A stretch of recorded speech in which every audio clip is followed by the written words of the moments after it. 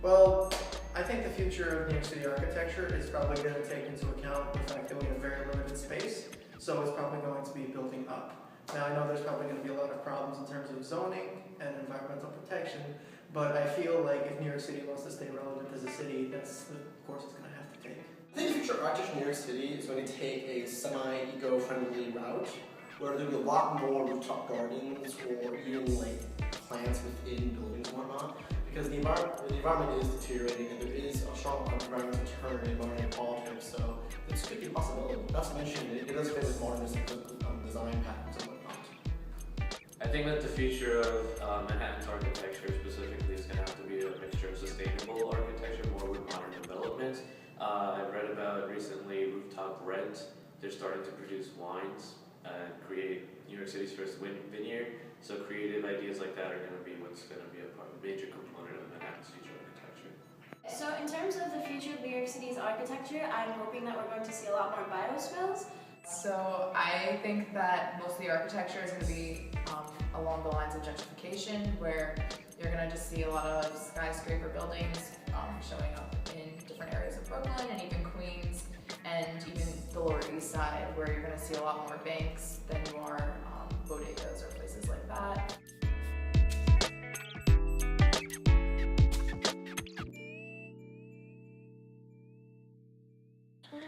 When discussing the future of architecture in New York City, one must realize that limited space, limited resources, and a changing environment will play a huge role in shaping the future of architectural design. The Architecture Research Office's 2006 plan took all of these factors into account when they envisioned a submerged Manhattan decorated with veins, or pier-like structures. These veins connect buildings and serve as elevated public spaces. Though the researchers admit to the plan's impracticality, it is this type of out-of-the-box thinking that will be prevalent in futuristic architectural design. Believe it or not, blending existing environmental shortcomings with new designs already exists in New York City, especially in regards to the Battery Park City Public Library. This library was built on top of a landfill and is the city's most sustainable library. It was designed by 1100 Architect, a New York and Frankfurt-based architectural firm that is dedicated to designing sustainable structures. One of the principal founders of the firm describes the library project. In the library, for instance, there are certain areas which are a little bit more remote, so to provide for people the bit of a privacy or a way of being more for themselves. But you have also other areas where a group of teenagers can hang out and have a chat, so that it is offering multiple use of a building. So the whole aspect of flexibility is always important for us. In addition to differing types of spaces, the Battery Park City Library also features high-performance, thermally glazed windows, which lower the cost of heating and reduce condensation. Carpet tiles, meanwhile, are made out of recycled tires, and there is a focus on utilizing natural light as much as possible. These are just some of the library's sustainable facets. All the hard work put into making the library a sustainable structure earned the building a LEED Gold certification. LEED, or Leadership in Energy and Environmental Design, is a third-party green building certification program. It sets the standard for sustainable structures, and in order to achieve a certification at the silver, gold, or platinum levels, a project must meet prerequisites and accumulate a certain number of points. It's a system which is based on a scorecard of points you gain, which you start establishing at the beginning of a project, and that includes how things are being built, how you maintain a construction site so that you are not affecting drainage and airborne pollutants to go into the atmosphere. There's a lot of criteria which are about construction, how waste is being recycled or discarded off.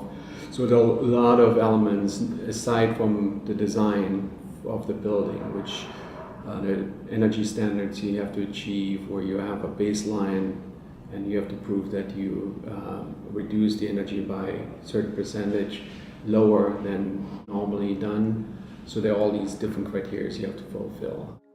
In New York City, LEED has become a common fixture in building design. But one building in particular blazed the trail for LEED certification in New York, and is a paragon of a sustainable structure coexisting with an already prevailing environment. This building is the Hearst Tower. Hearst Tower was the first New York City commercial high-rise to receive a LEED Gold certification, and then it went on to earn the highest LEED award, LEED Platinum. The base of the Hearst Tower was designed by the architect Joseph Urban in the 1920s, and its construction was completed in 1928. The tower, that's built on top of Urban's design, was constructed from 2003 until 2006, only with sustainability in mind. Thomas Knapp, the head of Hearst Tower's crisis management team, talks about the tower. The Hearst Tower is unique in many ways, and there are just so many ways that it is environmentally friendly. So many of the materials used on the 40-plus floors were recycled, whether it was steel or so forth. Many, and the majority of the materials were locally, whether from places like West Virginia and Morgantown or so forth, so that a lot of energy wasn't expended in bringing them here. Plus so many trying to use natural, organic, environmentally friendly materials were used to incorporate. Water is something that they're very proud of and justifiably so. When you think, for example, that over 30% use of rainwater is employed, that if any building deserves to be a platinum, it's the Hearst Tower. The Hearst Tower cost $500 million to construct, and its grid design requires 20% less steel than conventional designs. And the tower's water reservoir system reduces the amount of rainwater injected into sewers by 30%.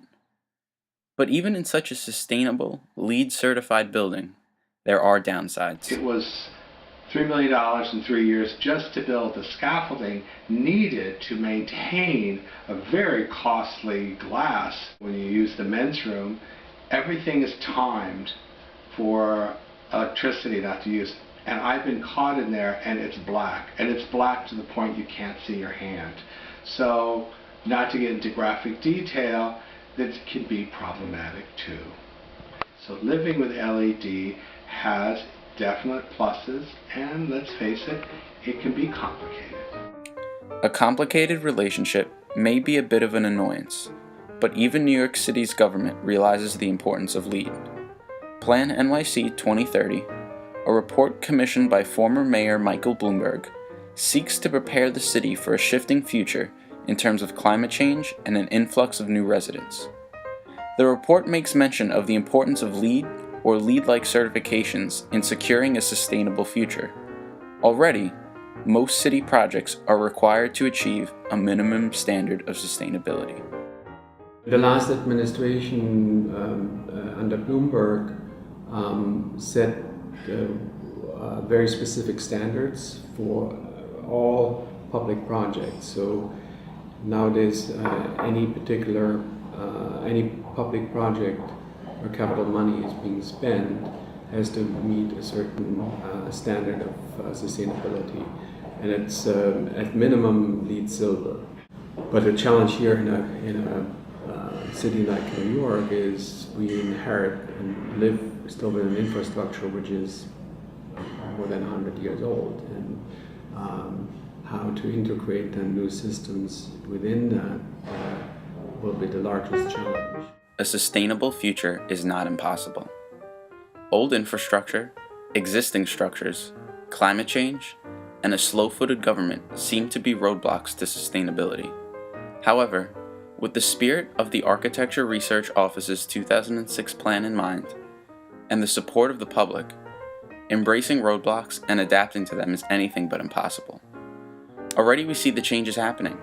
1100 architect designed a library on top of a landfill, and the Hearst Tower's base was constructed in the 1920s.